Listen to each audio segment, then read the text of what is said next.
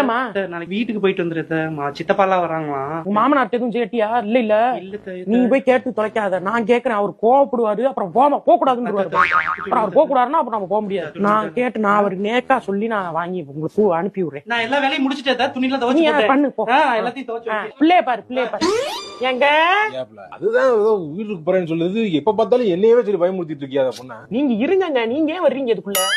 அப்படி சொல்லி வச்சாதான் கொஞ்சம் பயம் இருக்கும். நீ சொல்லிட்டு போயிடுற. அவன் குடும்பத்துல இருக்கிறவங்க என்ன வில்லனா பாக்குறாங்க. நீ நல்லா நேக்கா நீ அப்படியே பேசிக்கிட்டு மருமகள் என்ன பொம்பளைய வில்லியா பார்த்தா நல்லா இருக்குமா? ஆம்பளன்னா அப்படி இருக்கணும். நீங்க சாதாரண ஆள் கிடையாது. மாமனார் ஓகே அப்படி போங்க. அப்ப ரெடியா வேற மாதிரி என்கிட்ட காட்டக்கூடாது. விளக்கமாறு பிஞ்சு போ. உங்க மருமக வீட்டோட நிப்பாட்டிக்கணும். என்கிட்ட எல்லாம் யூட்டர் அடிச்சு வந்தா அவ்வளவுதான். வண்டி அப்சைட் டவுனா உருட்டி விட்டுருவேன் பாத்துக்க. நம்மளையும் முடிவெடுக்க விட மாட்டேங்கிறாங்க. நம்மள சொல்லியே எல்லா வேலையும் பண்றாங்க. மாமனாரு என்னம்மா என்னம்மா